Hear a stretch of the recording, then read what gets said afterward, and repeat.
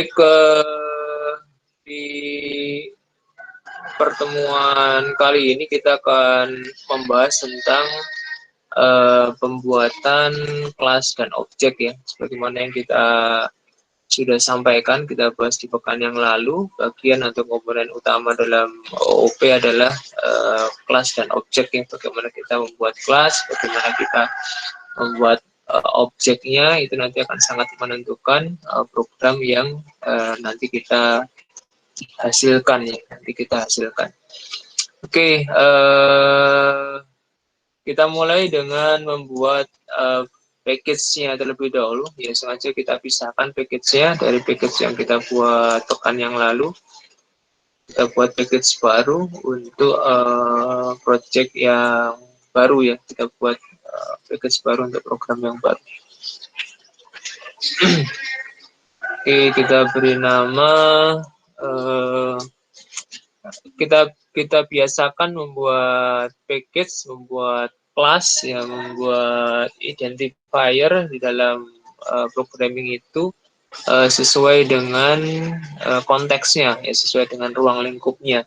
Supaya apa? Supaya nanti ketika kita ada perlu untuk mendokumentasikannya, kita ada perlu untuk mencari atau membaca lebih detail, itu akan lebih memudahkan daripada kita membuat nama ya, itu yang asal ya, yang ngawur. Jadi kita biasakan membuat nama identifier dalam programming itu sesuai dengan konteksnya atau ruang lingkupnya. Misalnya kita akan membuat program atau aplikasi tentang mahasiswa ya, tentang mahasiswa.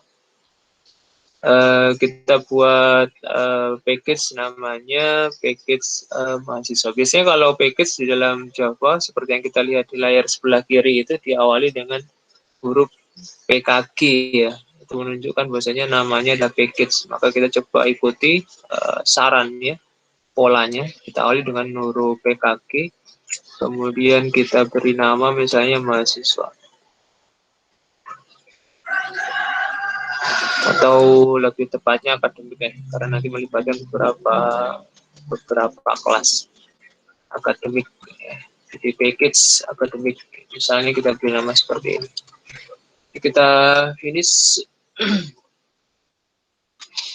Ya, muncul package akademik, warnanya masih abu-abu. Kenapa abu-abu? Karena belum ada isinya ya, belum ada isinya. Sehingga tugas kita adalah mengisi package dengan source code ya, dengan file source code. Kita buat new Java class ya. Misalnya kita akan membuat kelas namanya, biasanya kalau untuk aplikasi kita awali dengan huruf app. Jadi ini kelas aplikasinya. Jadi nanti di dalam bahasa Java ada kelas yang sifatnya provider ya, ada kelas yang sifatnya aplikasi yang runnable kan. Maka yang pertama ini yang kita buat adalah kelas runnable-nya ya, kelas yang akan bisa dijalankan. Cirinya nanti memiliki void main. App akademik misalnya. Jadi kita buat kelas baru untuk aplikasinya yaitu app akademik.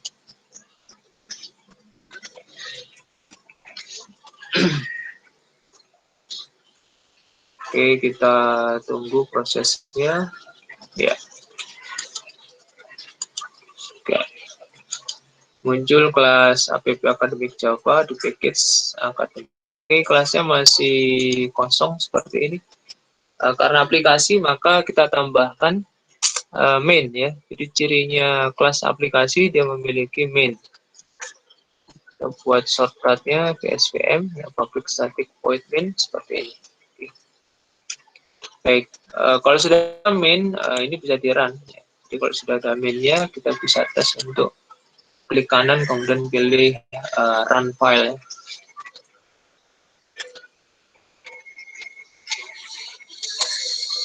Ya, berhasil ya. Oke, sekarang kita kembali ke OOP tadi. Di bagian terakhir di dalam modul 16 itu saya tulis tentang langkah-langkah bagaimana membuat program dengan pendekatan dengan paradigma object oriented programming ya. Langkah-langkahnya sebenarnya hampir sama dengan langkah pembuatan program dengan paradigma terstruktur atau struktural yang sudah kita lakukan di semester 1 yang lalu ya, di mata kuliah BP1. Sebagian besar langkahnya sebenarnya sama karena terstruktur itu sebenarnya merupakan bagian dari object oriented paradigm. Jadi tetap saja nanti dalam OP kita akan membutuhkan pemrograman secara terstruktur, di mana di sana nanti ada kendali program, tipe data, variabel dan seterusnya. Hanya bedanya nanti ketika kita menggunakan OP, maka hal pertama yang kita pikirkan, yang perlu kita dapatkan, yang kita perlu temukan itu adalah apa kelas yang akan kita buatnya. Apa saja kelas yang akan kita buat untuk membangun atau membuat aplikasi yang kita inginkan. Jadi kalau di dalam struktural semester 1 yang lalu, dalam buat program kita hanya memikirkan tipe data variabelnya apa, kemudian metodenya apa saja, kemudian kita jalan di main, selesai. Itu kalau terstruktur yang semester 1 yang lalu. Jadi hanya dengan membuat variabel, kemudian membuat metode, kemudian disusun di main-nya dengan perintah-perintah percabangan, perulangan, maka program bisa selesai dibangun. Itu kalau terstruktur. Tetapi kalau dalam pendekatan paradigma OP, ada satu langkah lagi yang harus kita lakukan, yaitu apa? Yaitu membuat kelasnya. Kita membuat kelasnya. Apa itu kelas? Kelas adalah kumpulan dari variabel dan metode yang punya kaitan erat, ya, punya hubungan yang erat. Itu kita jadikan satu ke dalam sebuah kelas nanti. Ya, jadi itu tahap yang mendasar yang harus kita lakukan ketika membuat program dengan pendekatan paradigma OOP. Sama seperti program aplikasi akademik yang akan kita buat di sini. Ya, kita harus identifikasi terlebih dahulu. Di program aplikasi akademik ini nanti kira-kira membutuhkan kelas apa saja. Kita membutuhkan kelas apa saja. Ini yang harus kita pikirkan.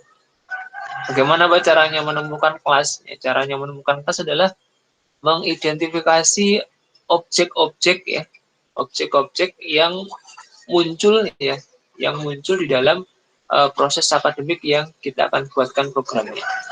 Ya, jadi itulah mengapa sepertinya menjadi alasan paradigma ini disebut dengan object oriented programming. Ya. Jadi pemrograman berorientasi objek. Maksudnya apa? Maksudnya kita lihat, kita amati dulu dalam kehidupan nyata, ya, kehidupan real, kehidupan sehari-hari itu objeknya apa saja, ya. Objeknya, objek yang terkait, objek yang berhubungan, objek yang berperan ya di dalam proses tersebut itu apa saja. Ya, setelah itu baru kita bisa membuatkan kelasnya nanti ya dalam konteks programming. Oke. Untuk menyederhanakan kasusnya, misalnya begini. Jadi program akademik yang akan kita buat ini ruang lingkupnya, proses bisnisnya itu misalnya seperti ini. Kita akan membuat program aplikasi untuk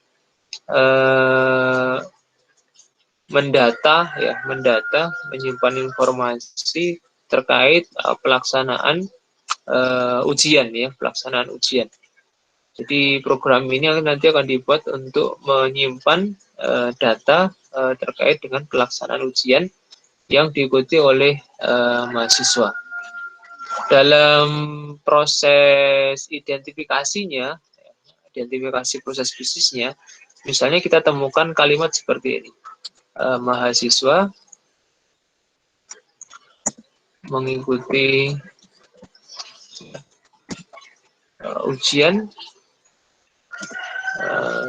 BP2 ya, di ruang 202 ya, misalnya seperti ini. Jadi ini statement proses yang kita temukan dalam identifikasi di lapangan. Ya. Ketika kita identifikasi proses bisnisnya di lapangan, kita menemukan pernyataan seperti ini. Mahasiswa mengikuti ujian BP2 di ruang 202. Supaya nggak ada duanya kita gantilah biar nggak di ruang 301 misalnya 301 ya, supaya nggak duplikasi angka 2. Ya, statementnya seperti ini misalnya, mahasiswa mengikuti ujian BP2 di ruang 301. Maka kita harus identifikasi ya, dari kalimat ini kita harus analisis, kita temukan kelas apa saja yang akan kita buat ya. Kelas apa saja yang kita buat. Caranya bagaimana? Caranya adalah menemukan kata benda ya. Ini kuncinya itu. Jadi temukan kata benda di dalam kalimat tersebut ya. Temukan kata benda di dalam kalimat tersebut. Kata benda. Ya. Kata benda di dalam kalimat mahasiswa mengikuti ujian BP2 di ruang 301. Kata bendanya apa saja di sini? Halo, halo. Kata bendanya apa saja?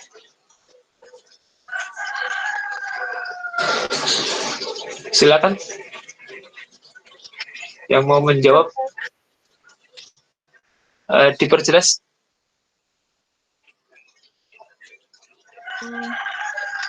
Barangnya ada di kelas, Pak, maksudnya?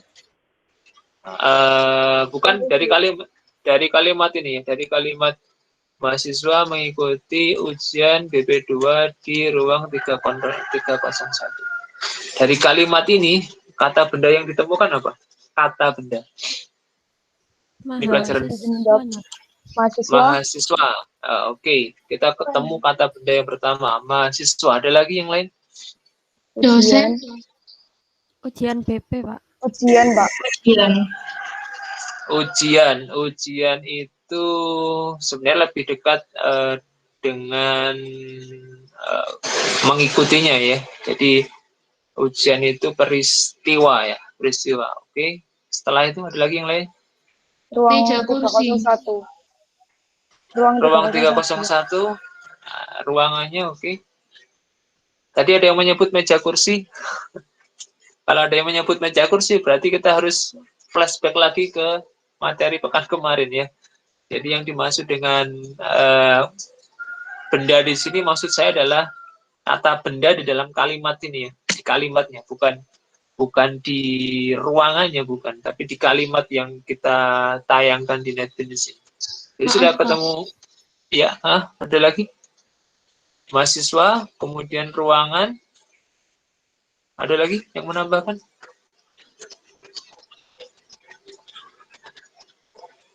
Baik, jadi yang belum tersebut adalah mata kuliahnya ya.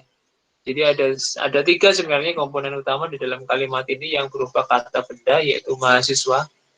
Ya, kita lihat fisiknya itu ada gitu ya, bendanya ada, objeknya ada ketika kita melihat kalimat ini di lapangan. Jadi mahasiswa mengikuti ujian BP2 di ruang 301 itu kita bisa bayangkan ya, kita bisa imajinasikan bahwasanya di situ akan ada sosok mahasiswa ya, akan ada sosok mahasiswanya. Kemudian ada sosok, bukan sosok ya, ada benda, ada objek yang namanya mata kuliah BP2 ya. Ada mata kuliah BP2.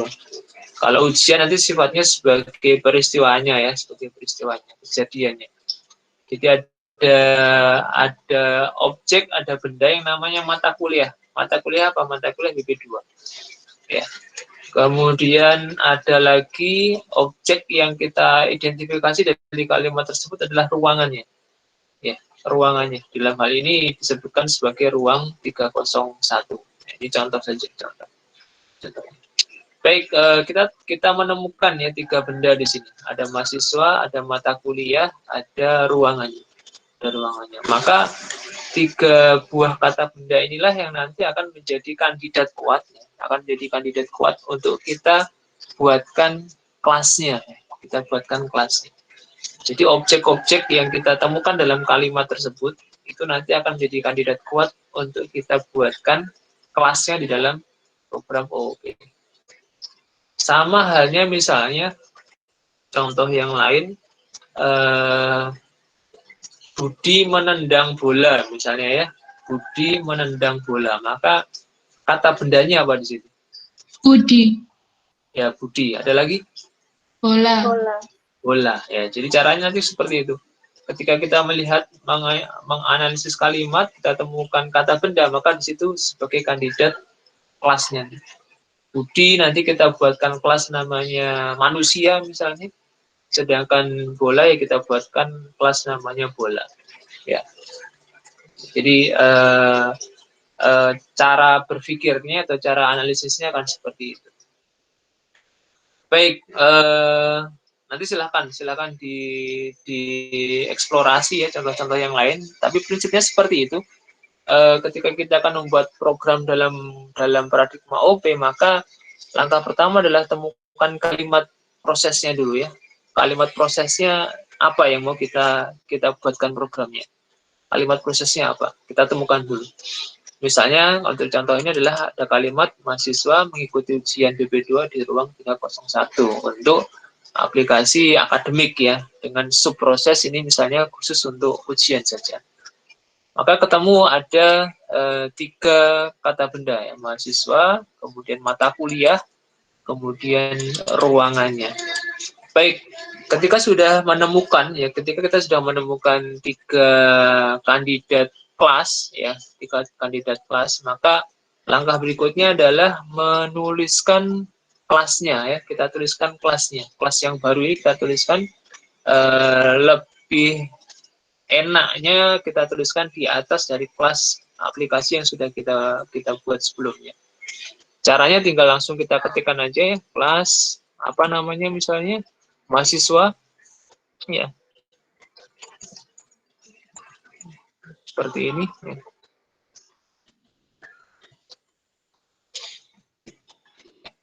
Jadi kita membuat kelas baru namanya mahasiswa. Disarankan untuk nama kelas itu diawali dengan huruf C. Ini untuk memudahkan nanti kalau kita membaca program yang jumlahnya banyak ya, supaya mudah membedakannya, mana variabel biasa, mana nama kelas, mana nama package dan seterusnya. Maka disarankan untuk kelas itu diawali dengan C ya, C kecil misalnya. Kemudian nama kelas usahakan sesuai dengan konteksnya ya. Jadi kalau kelasnya mahasiswa kita beri nama C mahasiswa, atau kalau mau disingkat CMHS ya. Jangan disingkat CM. Nah, nanti kalau CM saja, Pak, saya sukanya singkat-singkat aja, praktis. Tapi nanti menyusahkan. CM ini nanti apa gitu ya. Kalau kita pas source code-nya banyak, kita ketemu identifier namanya CM, nanti kita bingung. CM ini dulu apa ya?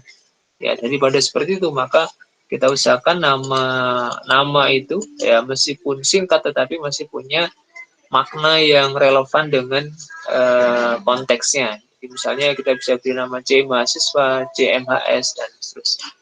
Baik, setelah kita buat kelasnya, ya ini kerangka kelasnya, kerangka luar kelasnya, kita bisa tambahkan kelas yang lain ya. Caranya sama. Kelas tadi mata kuliah kita beri nama C mata kuliah. Bisa seperti ini. Ya. Jadi kita buat kelas yang kedua C mata kuliah. Kemudian dengan cara yang sama kita buat kelas yang ketiga tadi untuk ruangan. Kelas C ruang. Ya. Misalnya seperti ini. Ya. Jadi ini langkah yang agak berbeda ketika kita membuat program dengan pendekatan OOP dibandingkan dengan cara terstruktur ya. Cara terstruktur kita hanya fokus di sini. Jadi kalau terstruktur kita fokusnya hanya di main ini ya, di bagian aplikasi utamanya. Semua source code kita taruh di sini. Ya, datanya, variabelnya, metodenya kita taruh jadi satu di sini. Itu kalau pendekatan terstruktur. Tapi kalau pendekatannya adalah paradigma OOP, maka yang kita lakukan adalah membuat kelas-kelas yang dibutuhkan oleh program. Ya. Kelas mahasiswa, kelas mata kuliah, kelas ruang. Oke, setelah kerangka utamanya jadi seperti ini, ya, kerangka utamanya jadi seperti ini, kita buat isinya, ya, kita buat isi masing-masing kelas ini. Ya, isi kelas adalah dua, ya, isi sebuah kelas adalah dua, yaitu data dan operasi, ya, data dan operasi, atau dalam bahasa lain ada yang menyebutnya variabel dan metodenya, atau ada juga menyebutnya atribut dan metodenya. Ya, intinya sama. Jadi komponen dari sebuah kelas itu ada dua, bagian untuk menyimpan data dan bagian untuk mengoperasikan, ya, mengoperasikan atau menjalankan perintah-perintahnya. Baik, itu yang coba kita akan lengkapi. Baik, yang pertama kita lengkapi datanya dulu, ya. Ya. Ada yang menyebutnya sebagai data member, ya, bagian data member. Jadi nanti ada data member, ada member function atau fungsi anggota, ya. Ini komponen dari sebuah kelas, ya. Oke, kita pikirkan sekarang. Kita bayangkan, kita imajinasikan, kita analisis sosok mahasiswa itu punya data apa saja. Ya. Kita bayangkan, kita analisis mahasiswa di dalam dunia nyata, dalam kehidupan sehari-hari, itu punya atau menyimpan data apa saja. Kita pilih yang umum saja, ya, meskipun sebenarnya sangat banyak, ya. Misalnya mahasiswa itu punya data yang namanya nama, ya. Kita pilihkan nama. Nama, tipe data yang cocok adalah string, ya. Ya, string. Kemudian NPM, ya, NPM meskipun angka karena tidak dioperasikan secara matematis, kita juga bisa menggunakan tipenya berupa string. Ya. NPM. Kemudian misalnya satu lagi yang berbeda, indeks prestasinya, ya. Kita pilih double IPK. Ya. Misalnya tiga ini dulu, ya. String nama, string NPM, kemudian double IPK. Jadi sekali lagi data-data ini kita peroleh dari hasil analisis, ya, hasil analisis di dunia nyata, ya. Dunia nyata. Objek nyata seorang mahasiswa setidaknya punya informasi-informasi ini, nama, NPM, IPK. Kemudian ketika sudah membuat, ya, data seperti ini sekaligus saya bahas tentang visibility modifier, ya, nanti juga ada di dalam modul. Kita biasakan data-data ini sifatnya private.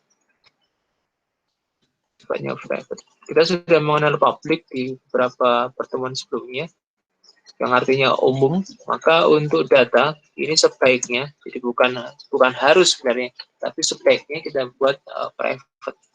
Mengapa private? Karena ini untuk mendukung fitur OOP yang namanya data hiding, ya, data hiding, penyembunyian data, ya. Jadi kalau kita buat private, tidak bisa diakses dari luar kelas, ya, dari luar kelas. Sehingga datanya akan tersembunyi hanya di dalam kelas mahasiswa saja.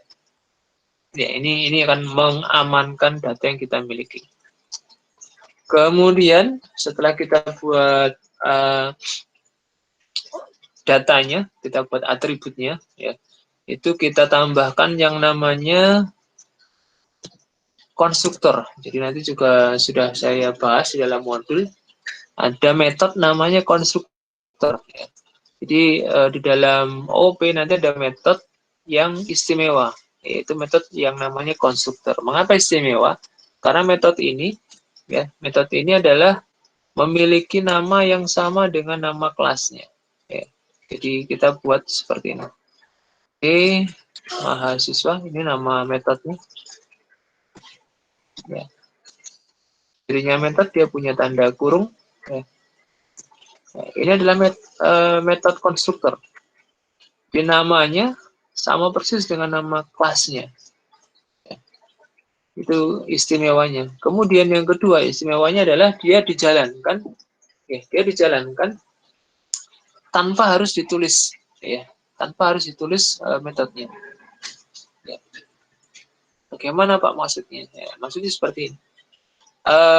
Umumnya metode itu harus kita ketik namanya untuk bisa dipanggil. Umumnya metodenya.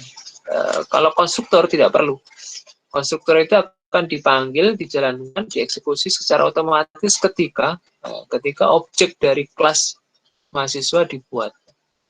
Misalnya begini, kita akan tuliskan isi dari C mahasiswa ini ada perintahnya. Metode C mahasiswa atau konstruktor C mahasiswa. Kita beri perintah konstruktor mahasiswa ya.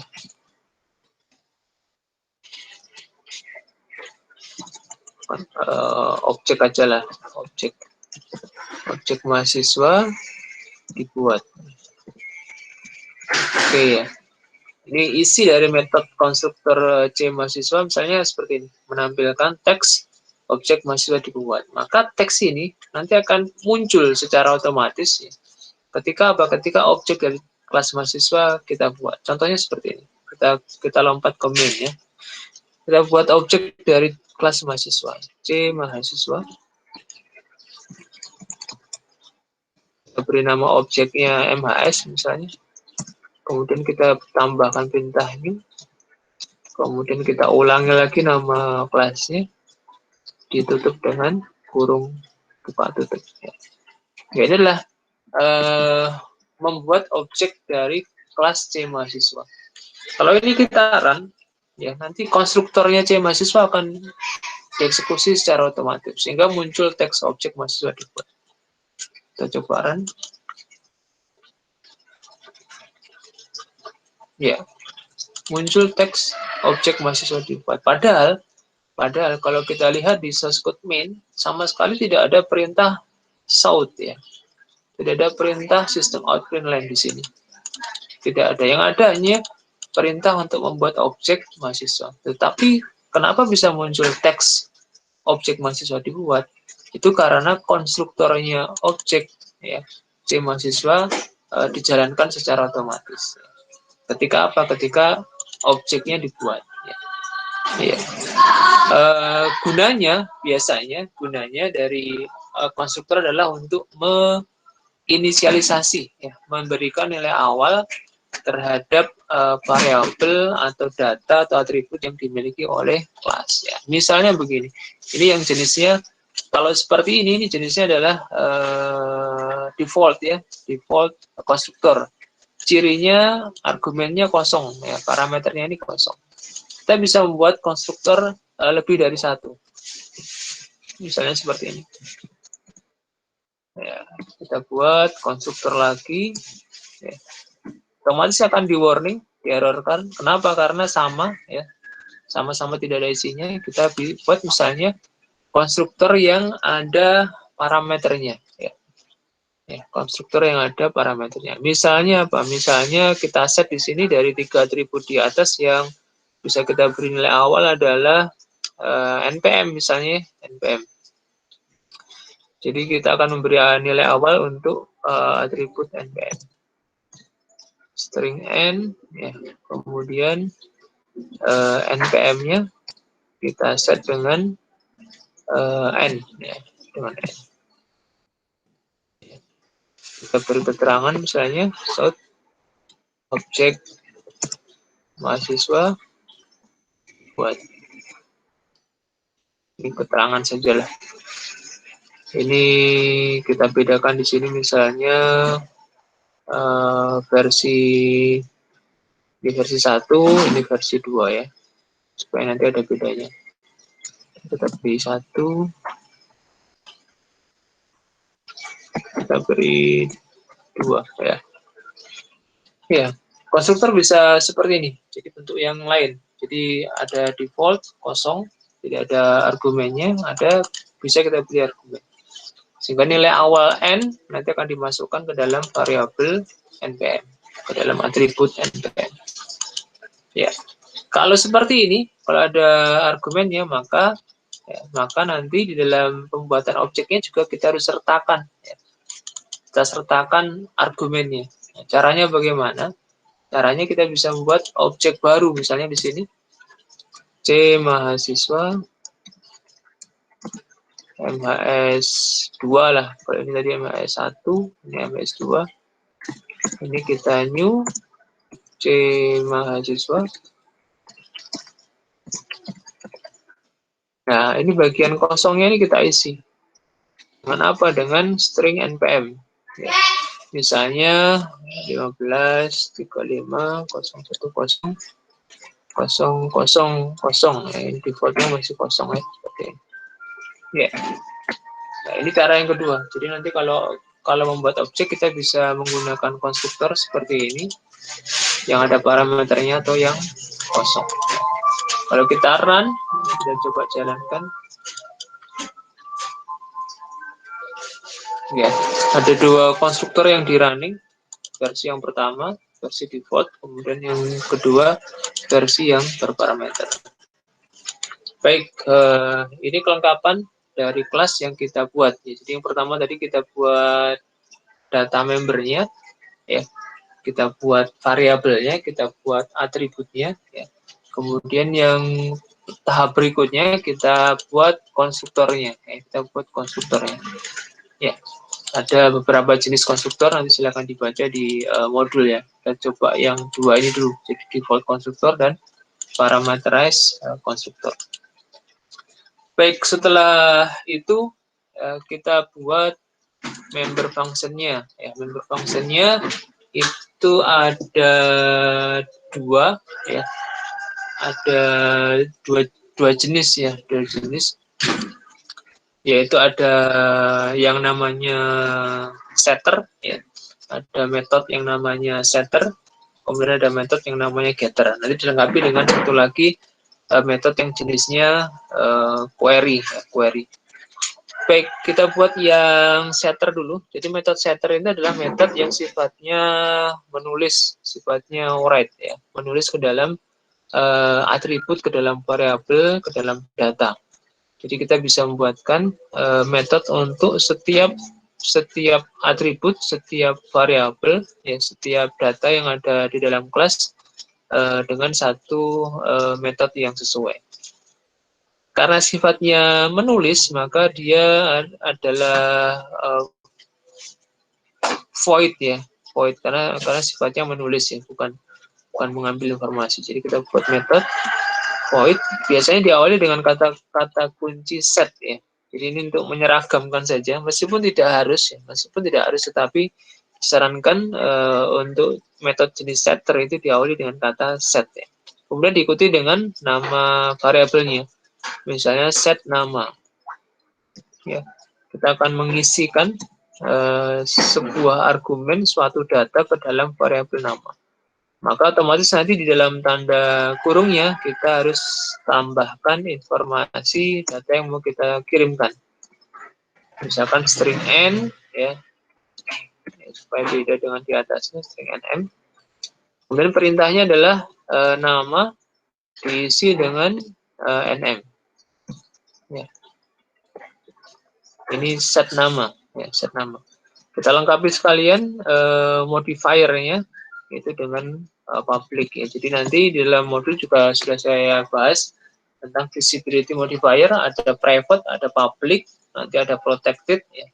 Jadi untuk data sebaiknya kita set private, sebaiknya, ya. Sebaiknya. Sedangkan untuk function, untuk method, ya, untuk operasinya kita beri keterangan modifiernya, aksesnya adalah public, ya.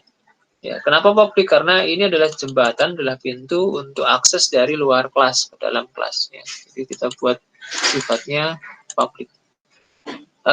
Kita lengkapi untuk semua atribut, ya, public void, kemudian ada set npm. npm tipenya string juga, maka kita kirimkan data berupa string. Nah, npm kita beri nama argumennya np misalnya. Kemudian prosesnya, perintahnya sama dengan yang lain, ya. npm sama dengan np. Kemudian kita buat lagi public void untuk set IPK, ya, ini untuk menulis, mengisi nilai IPK. Data yang dia akan kirim adalah double. Kita beri nama IP misalnya, kemudian kita perintahkan IPK diisi dengan IP. Ya, ini setter. Ini namanya metode setter. Metode yang berfungsi menulis, mengirimkan nilai, ya, merekamkan nilai ke dalam variabel. Dan nanti pihak atau akses dari luar kelas untuk bisa mengisi data di dalam kelas, dia harus menggunakan metode-metode ini. Ini untuk menulisnya.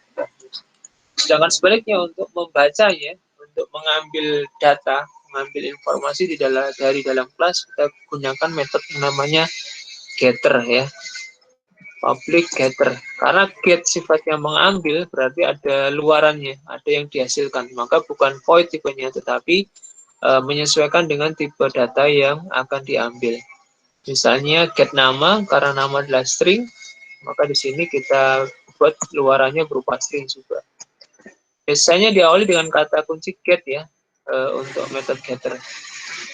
Get nama, kebalikan dengan setter. Kalau setter itu argumennya ada, kalau getter tidak ada. Ya, jadi ini kebalikan dengan setter.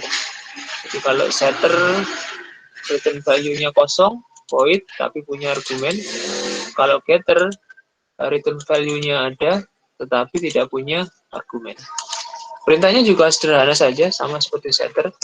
Ya, return apa yang mau dikembalikan. Ya, misalnya variabel nama. Kita lengkapi untuk semua atributnya. Public, string, get, npm, return, npm.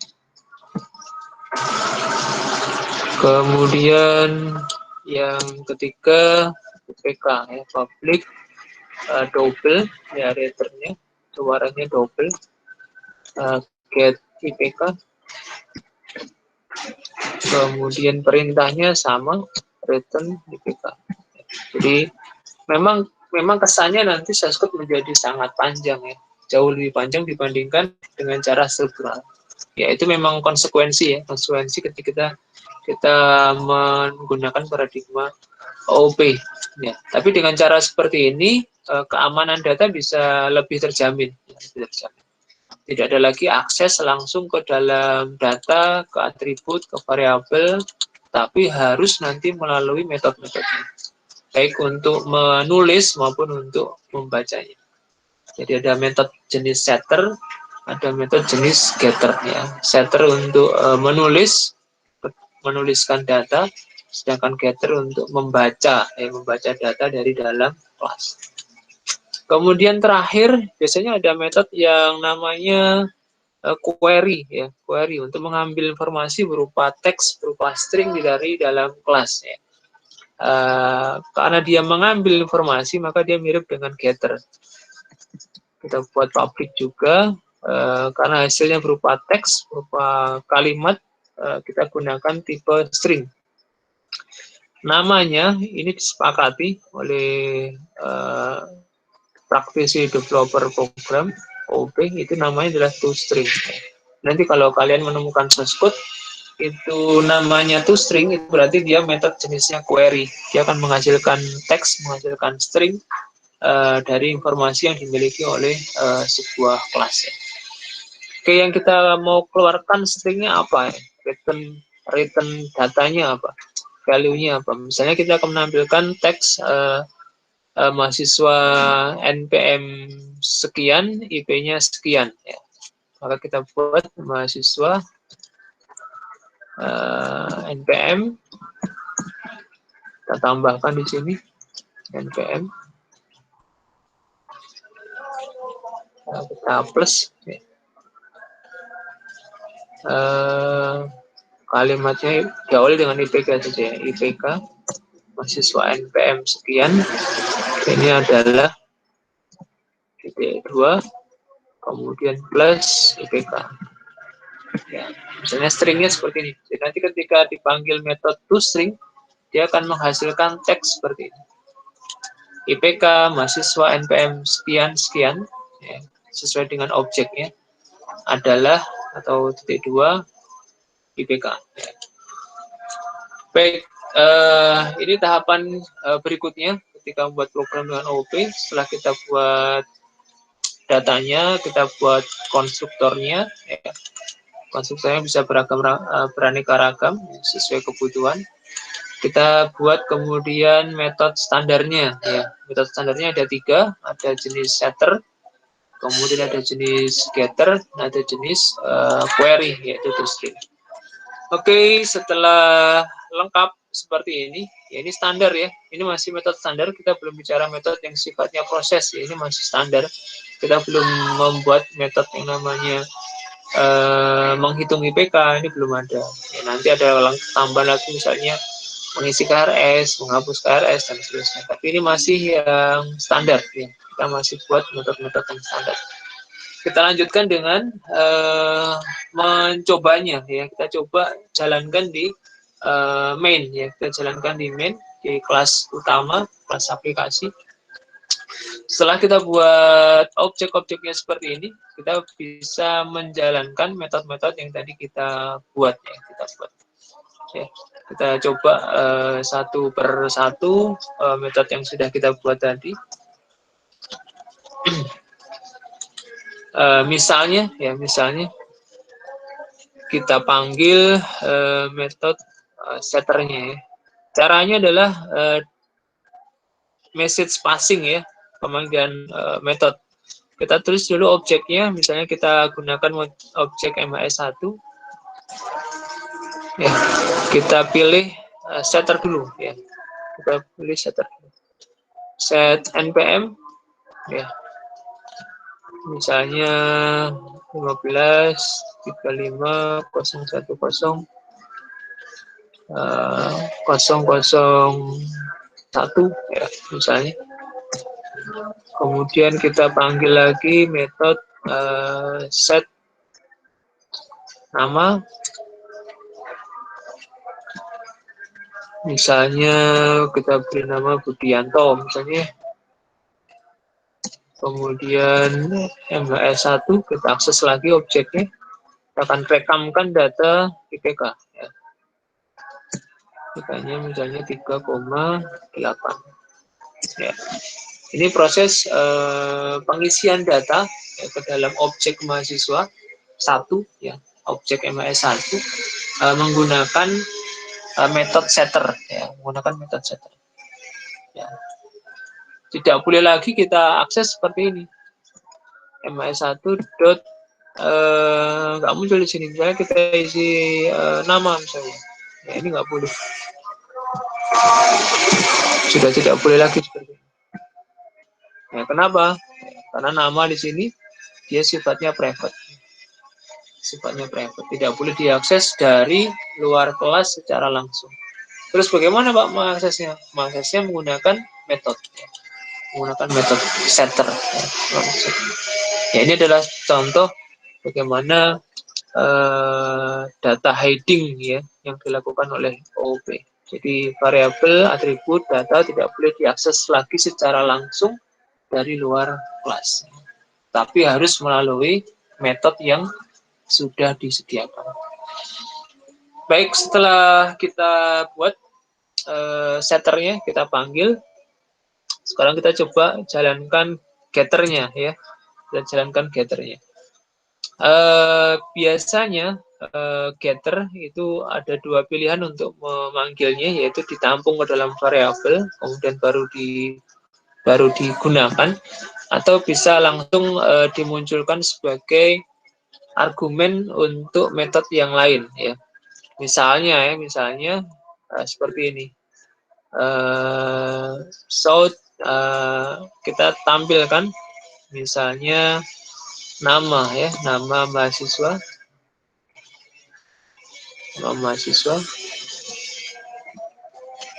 Ini kita plus, ya, kita ingin menampilkan namanya mahasiswa 1, ya. MHS1, kita ketik objeknya, kemudian kita panggil get, ya. Get apa? Get nama sesuai yang kita inginkan. Ya, seperti ini. Kemudian kita juga bisa menampilkan npm-nya. npm dengan cara yang sama ya. MHS1 nama objeknya kita ketik, kemudian kita panggil get npm.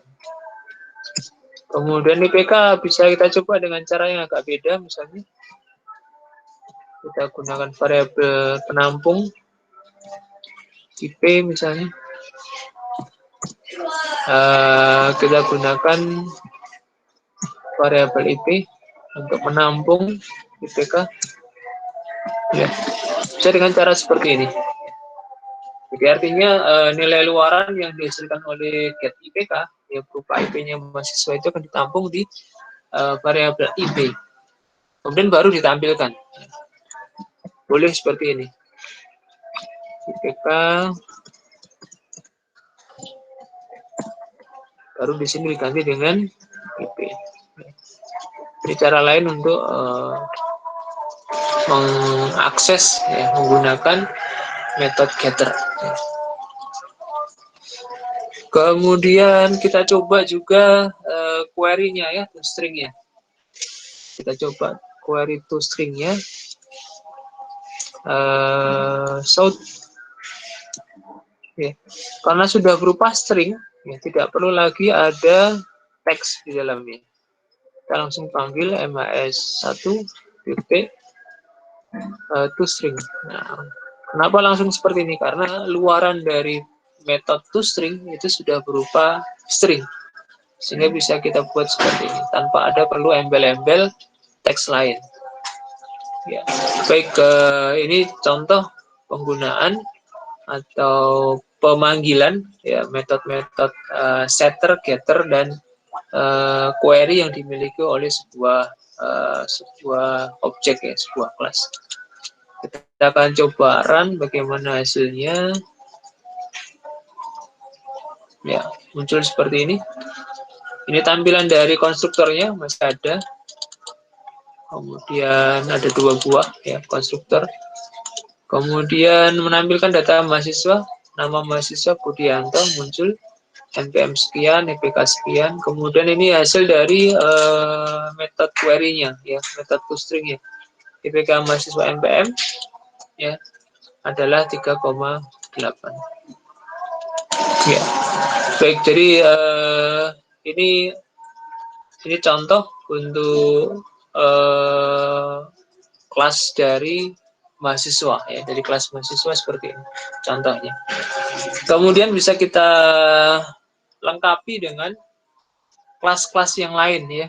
Kalau kelas mahasiswa sudah dirasa sudah oke, sudah bisa berjalan dengan baik sesuai rencana, sesuai skenario, kita coba lengkapi dengan kelas-kelas yang lain. Ada kelas mata kuliah, ada kelas ruangan. Ya, kelas mata kuliah misalnya ada informasi di sini. Kalau kita cek ya mata kuliah itu pasti ada namanya. Ya, kita buat private string nama supaya beda, nanti bisa ditambahkan seperti ini nama mata kuliah.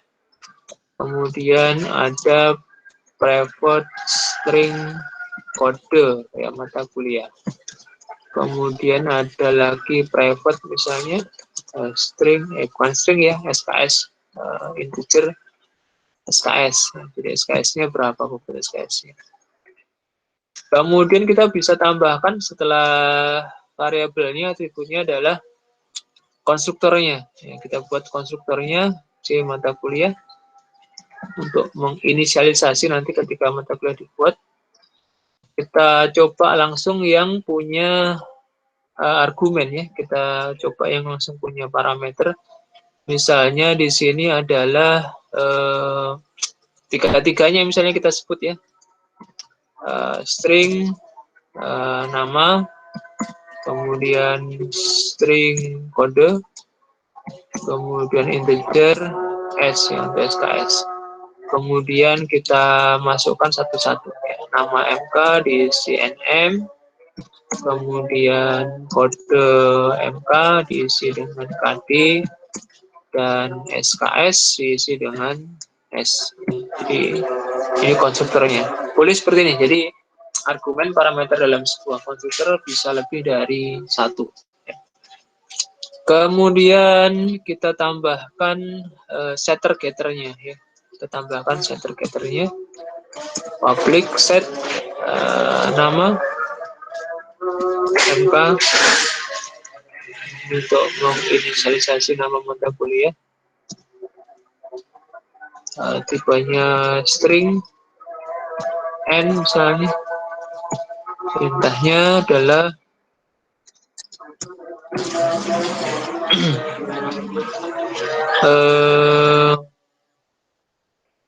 nama MK diisi dengan n ya.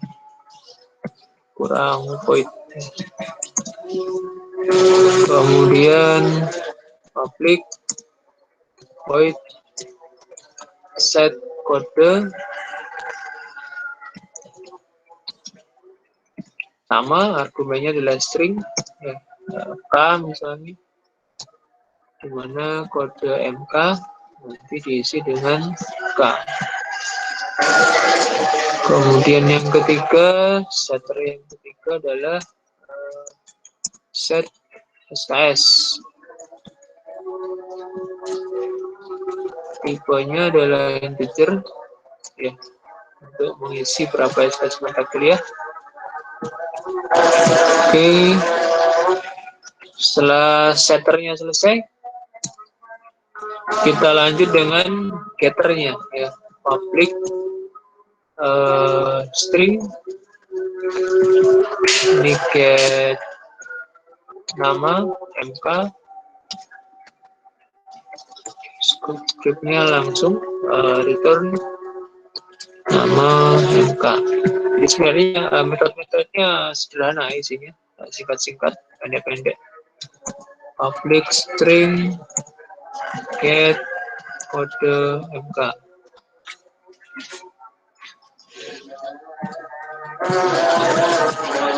Perintahnya return kode MK. Dan memang nanti jumlah line codes-nya, jumlah garis code-nya akan bertambah banyak secara signifikan ya, dibandingkan dengan cara terstruktur get SKS. Ini return SKS. Terakhir query-nya public string to string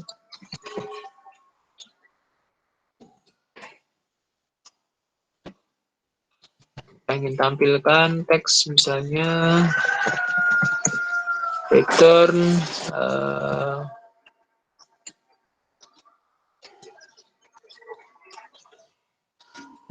kuliah plus nama MK memiliki plus SKS plus SKS. Ya, misalnya begini. Nanti muncul mata kuliah namanya memiliki titik-titik SKS.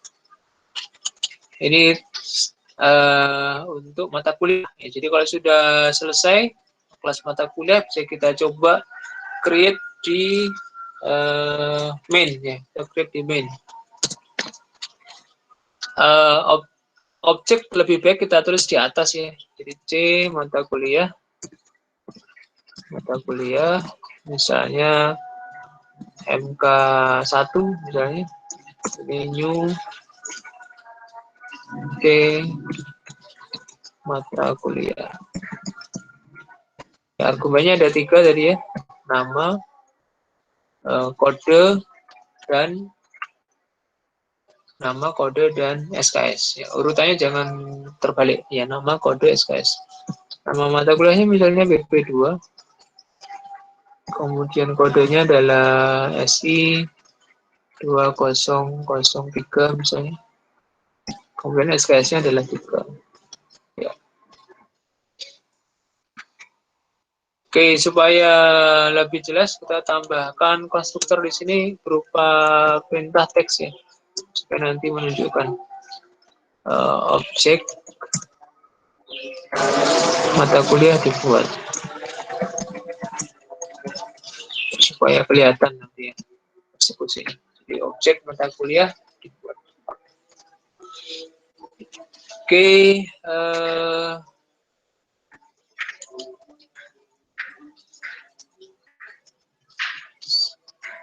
kita cek run apakah sudah muncul objek dari mata kuliah. Ya, berhasil ya. Jadi di sini muncul teks objek mata kuliah dibuat. Oke, berarti berhasil objeknya. Sekarang kita lengkapi mata kuliahnya. Kita lengkapi mata kuliahnya, setternya. Setter ini kita coba panggil MK1. Kita panggil dengan operator titik, set kode. Misalnya yang semula tadi SI203 kita ganti dengan SI, ternyata ada koreksi misalnya 2005. Ya. Kemudian nama mata kuliah dan SKS-nya kita biarkan sesuai ya. Kemudian kita panggil getternya. Kita panggil getternya south nama mata kuliah.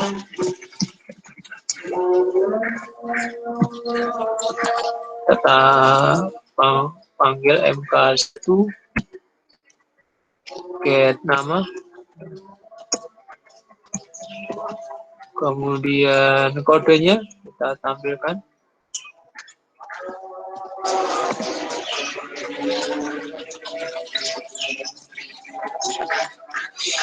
Kode mata kuliahnya kita tampilkan dengan memanggil metode get kode ya.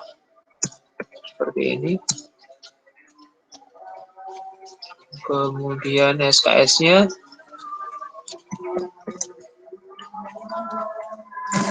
kita panggil MK1 get SKS. Ya, untuk stringnya sementara tidak kita eksekusi. Jadi kita hanya manggil get nama, get kode, dan get SKS. Kita coba run. Ya, muncul mata kuliah BP2, kodenya sudah berubah, SI2005, SKS-nya tetap ya. Oke, objek dari kelas mata kuliah sudah selesai. Kita lengkapi dengan ruang ya, ruang misalnya di dalam ruang itu nanti atribut utamanya adalah nama ya, nama ruangan. Kita buat private string nama ruang.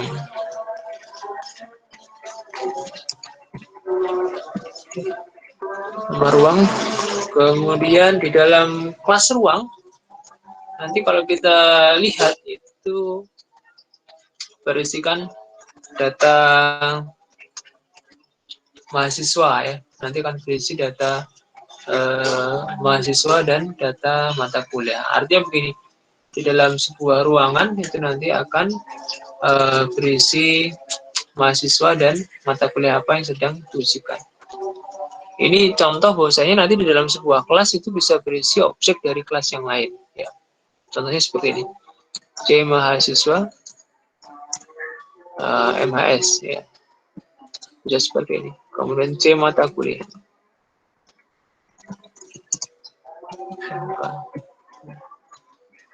Ya, artinya apa? Artinya kelas ruang itu nanti bisa berisikan objek dari kelas yang lain. Ini prinsip komposisi yang tadi mungkin muncul di soal kuis ya. Prinsip komposisi. Sebuah kelas, sebuah objek nanti bisa tersusun dari kelas objek lain yang lebih kecil sifatnya pada ruang lingkup. Baik, kita buat konstruktornya untuk kelas ruang. C ruang. Kita gunakan nama saja untuk mengisinya. Nama ruang itu diisi dengan NN. Sebagai penanda kita tambahkan objek ruang dibuat. Oke. Ya.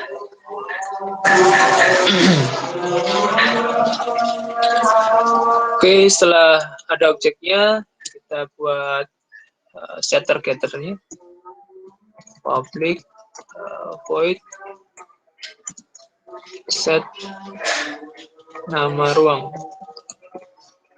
Ini nanti kalau diperlukan kita akan panggil metode ini.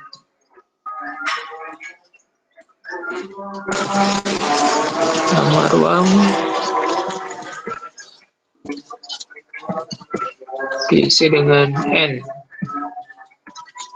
Kemudian getternya public void public string get nama ruang. Ini return nama ruang.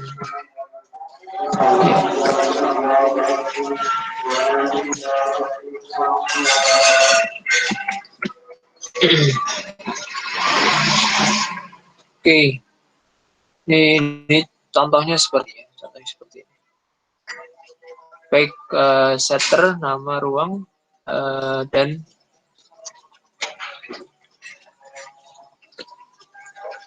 getternya, ya. Kemudian kita coba create objeknya di main, ya. C ruang kita buat di atas saja. C ruang R1 misalnya, new C ruang. Namanya misalnya tadi adalah 303. Misalnya ya, jadi ruang ujinya di 303. Oke. Kemudian kita tes pemanggilan metode setternya, tes objeknya. Kemudian, oh ya, mohon maaf, ini MHS sama MK-nya masih muncul. Kita belum tambahkan private soalnya. Kita ubah dulu private supaya menjadi rahasia. Oke, seperti ini. Oke, kembali ke R1. Kita panggil metode set nama ruang, misalnya mengalami perubahan yang semula 303 menjadi 305 misalnya. Berubah ruangannya. Kemudian kita tambahkan ruang ujian. Di sini kita panggil R1.get nama ruangan. Baik, ini penggunaan setter dan getter untuk objek dari kelas ruangan. Kita coba run. Ya, hasilnya muncul. Ya, objek ruang dibuat, konstruktornya sudah berjalan. Kemudian ruang ujian 305 yang semula tadi 303 berubah menjadi 305. Ya, ya, jadi semua kelas sudah kita buatkan objeknya, sudah kita lengkapi dengan atribut dan metodenya. Maka ini adalah bentuk dasar dari program OOP yang bisa kita buat. Jadi sekali lagi sifatnya masih dasar ya, masih dasar. Artinya metode-metodenya masih metode-metode standar ya, metode dasar, hanya setter, getter, dan toString saja yang kita gunakan. Kita belum bicara tentang transaksi yang terjadi ya. Kita belum membahas tentang metode-metode yang sifatnya transaksional, sifatnya operasi dari interaksi antara objek atau antara kelas. Insya Allah nanti akan kita bahas di pertemuan selanjutnya bagaimana nanti relasi atau hubungan antara kelas atau objek dengan kelas objek yang lain. Contohnya nanti di dalam konteks tadi ya, sebuah ruangan berisikan mahasiswa dan berisikan mata kuliah.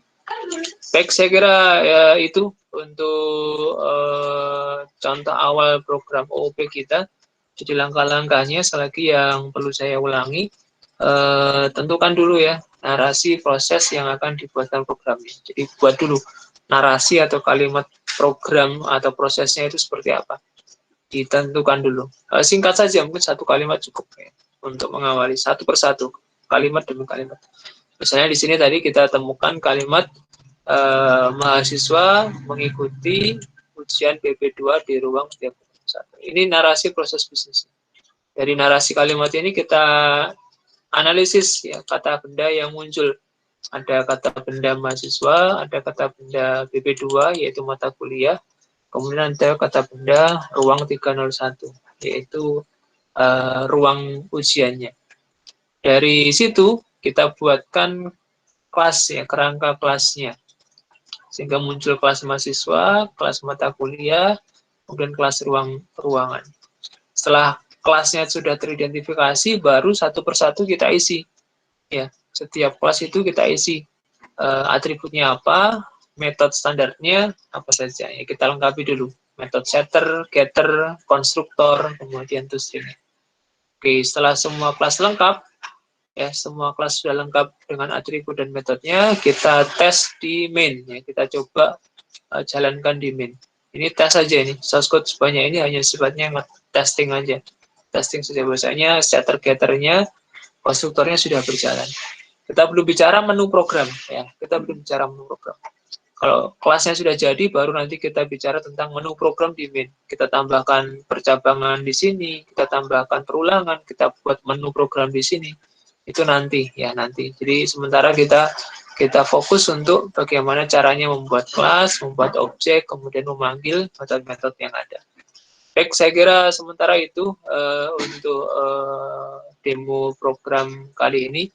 Insya Allah nanti kita lanjutkan di pertemuan berikutnya ya. Pertemuan berikutnya ke depan nanti kita coba bahas program yang lebih kompleks ya. Kita akan teruskan nanti sifatnya. Jadi studi kasus ini akan kita terus kembangkan ya, sehingga tidak membuat program dari awal lagi. Ya, jadi nanti seperti itu. Untuk kelompok juga sama. Jadi kita akan sifatnya mengembangkan terus program yang kita buat di awal.